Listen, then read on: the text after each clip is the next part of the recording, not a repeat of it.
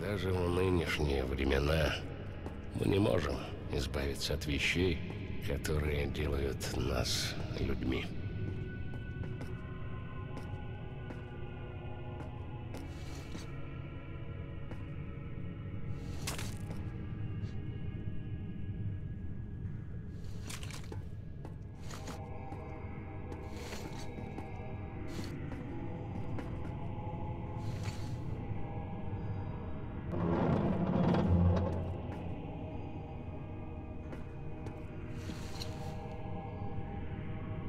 Вот и все. Забирай. Помни, все зависит от тебя и только от тебя. До встречи, Артем. И удачи тебе. Metro 2033.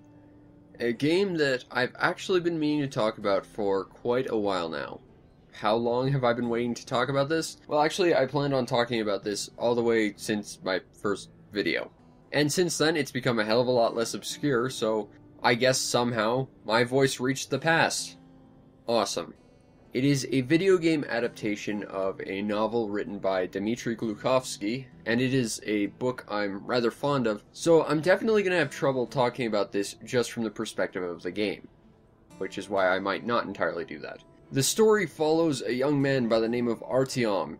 He has recently turned 20 and has spent his entire life living in the Moscow metro, because the entire surface world that has been stricken by some sort of nuclear calamity, which probably means America because video games and Cold War. However, things become increasingly difficult for his home settlement when this new creature starts trying to invade. A strange sort of unknown alien entity that somehow damages the minds of the residents of the metro. And now, in order to help try and resolve this issue, as well as fulfill a promise he made to a dying man, Artyom must now leave his home and search for help to try and stop this new menace. And over the course of this adventure, you will run into all sorts of weird happenings in the metro, monsters, anomalies, and quite possibly most dangerous of all, man. Because this is one of those man is definitely the most terrifying thing around kind of things, to which it was also a constant theme in the book. However, when judging the story on its overall narrative, it actually falls flat, both from the perspective of the book as well as the perspective of it being a video game. First of all, from the perspective of the book, because of the overall length of the game, none of the particular arcs of the story really get all that examined. Part of the game and story was how Artyom was sort of led through the metro by several different individuals, and as you spent time with them, you learned more and more about them and more about their backstory and history. In this game, you don't. And the thing is, whether these people were good or bad, you saw a lot of humanity in them, which is actually a constant theme with this game. Because the story, both in terms of the book and the game, are very much about being human. How we ultimately created this apocalypse that nearly annihilated all of mankind, but as human beings, we still try and survive. We still try and find hope. In these squalor-filled metros, we can see kids just trying to play and be kids. We can see people trying to eke out and try and help each other to survive. It's very powerful, and that's one thing this game does great. It's absolutely fantastic for atmosphere. However, because it's a game and because it can only last so long, they really don't go into the detail of many of the characters, and because of this, we really don't see how human some of them are. Like, even some of the really terrible characters, we could see human in them. And that's kind of how, despite them being not inherently good people, we can sort of associate with them. And that's why this story doesn't really work from the perspective of the book. And if we're going to continue on the theme of this story not being great from the perspective of a book, well, without going into too much detail, they kind of completely change the ending. And thus going on to why this story doesn't work from the perspective of a game, the way they change the ending doesn't make a lot of sense for a game either. Essentially, you have a bad ending, which you would attain by just playing through the game, but to get a good ending, you have to show that you are an enlightened individual. How do you do that? Well, in order to become an enlightened individual, you have to be nice to people, pay attention to background NPC conversations, whether you're around to notice them or not, and play with bits of environment that don't really make a lot of sense. And there's even bits where you basically have to ignore the video game's survival instinct of, run away from danger or try and fight it. Instead, you have to sometimes embrace it, which doesn't even make sense from the perspective of the game because it completely flips the entire concept of survival on its head. So, yeah, the ending doesn't make sense from the story perspective or from the game perspective. And yet, despite that, just because of how well done the overall ambience of this game is, and how the story sort of relates to human nature to us, even though it's done in a flawed and fractured manner, because it doesn't really do it from the perspective of the book or the game very well, I would say the focus of this game is very heavily rooted in its narrative. Now, gameplay-wise, this is a first-person shooter, and from that perspective, it is slow, it's clunky, and it very much feels like a game made for PCs adapted to a controller because you have so many buttons you have to use. Some of them you have to hold down in order to use a special ability, others you just have to press and let go because if you don't, suddenly you're doing something else entirely. It feels like there are way too many buttons than designed for an actual controller, which actually is quite fitting for the gameplay itself because it's actually very slow and awkward. Shooting enemies feels wildly inaccurate and ultimately just doesn't really feel all that visceral or fun or like you're really in the moment, It feels like I'm pressing a button to make my character shoot this gun, not I'm here shooting this gun. And because of that, it really rips you out of the immersion of the game itself. In fact, despite how much I actually like this game, coming back and playing it again for the review, I was ready to almost completely write off all of the gameplay to this game. And that was until the game stopped me and said, okay, I might look like an FPS, but I'm actually not. Kinda. Essentially, this game is an FPS, sure, but it's actually more of a survival horror game, trying to incorporate humanity's own survival in this desolate, dark, dank world where pretty much everything, including your next door neighbor, is out to get you. And this is done so in two ways. First of all, you are surrounded by dark monstrosities that you only half see half the time that will constantly be chasing you.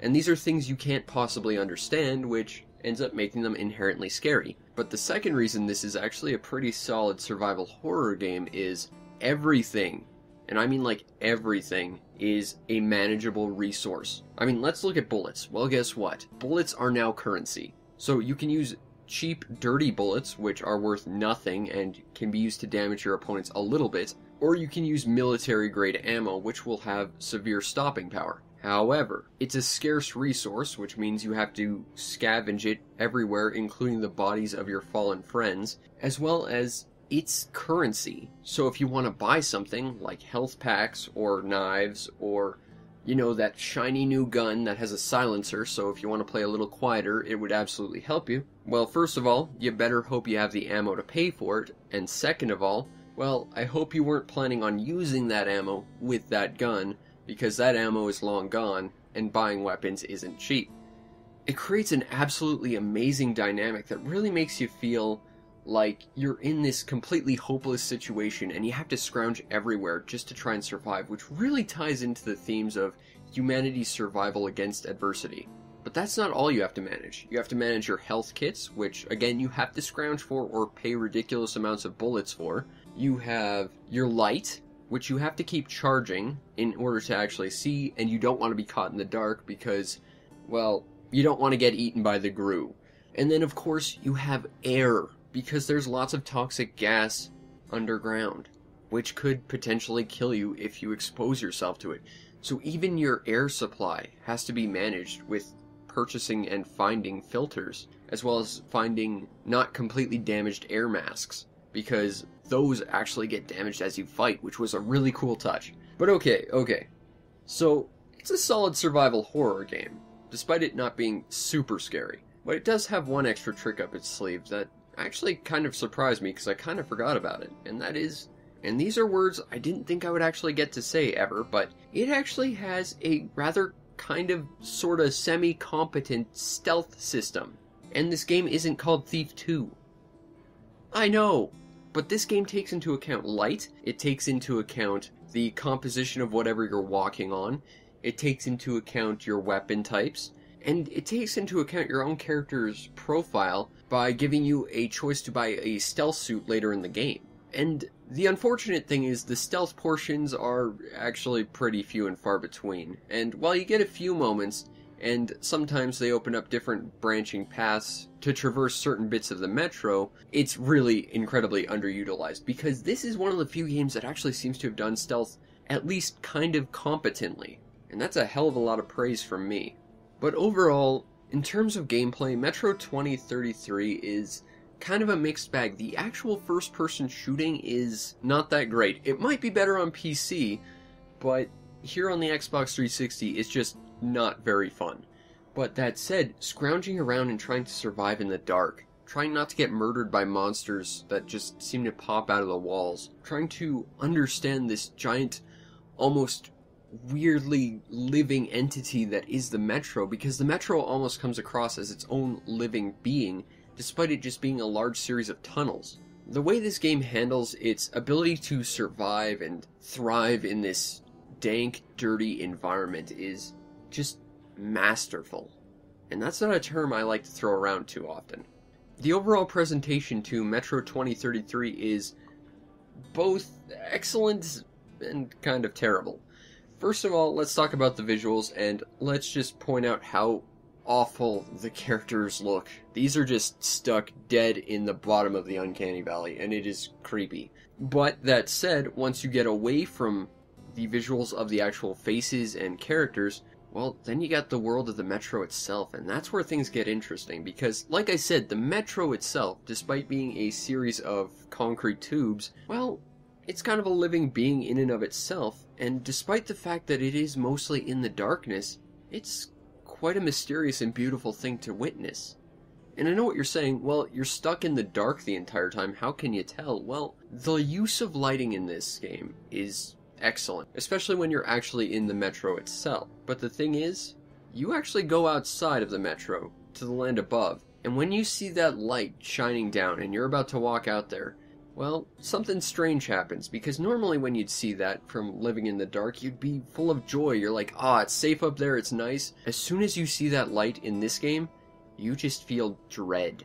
First of all, you can't breathe the air up there, and there are even more dangerous monsters up there than, well, the monsters you've been shooting this entire time, excluding the humans. Keeping with the theme, humanity is the greatest monster of all. But when you actually get up there, it is hauntingly beautiful and also terrifying.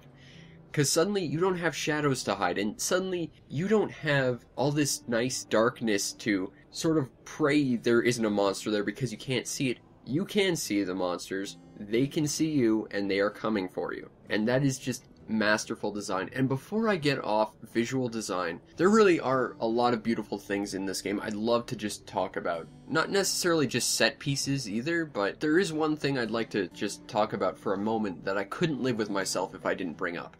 And that is, during one of the last areas in the game, when you're infiltrating a military complex, there's this scene where you just descend into the bowels on like this little tram. And something about that just stuck with me. Like, over all the years I've had this game, no matter how much I've forgotten about this game, the imagery of just descending into that military complex, not sure what's down there, but knowing it can't possibly be any worse than what's behind you.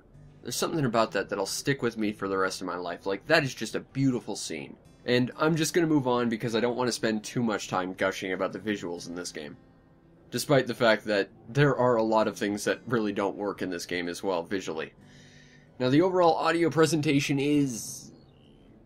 I'm not really sure, actually. To be completely honest, I don't remember there being any music in this game. I was too busy trying to scrounge and not die. What I can tell you, however, is the voice acting, which is atrocious.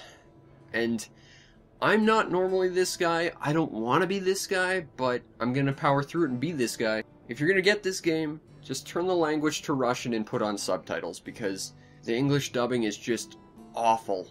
And I think this is the first time in my life I will ever say that about anything. But ultimately, depending on how you want to listen to it, it can be hit or miss.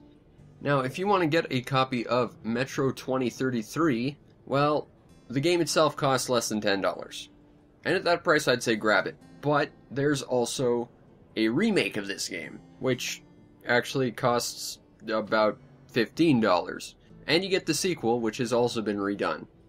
Although I can't talk about that game, I've never actually played it.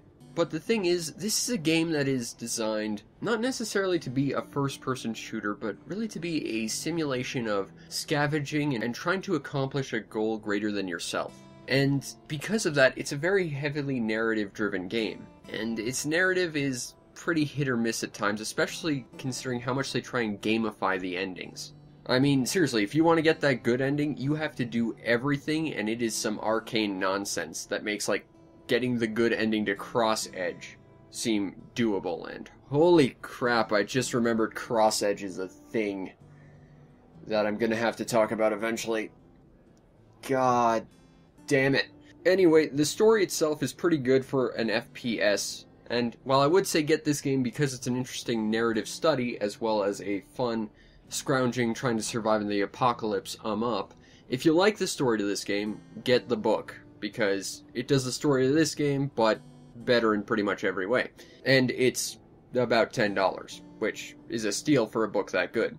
But in the end, Metro 2033 is a very interesting game because it's an FPS that's trying to be a novel. It's a very narrative-driven FPS, and that's not something you see too often.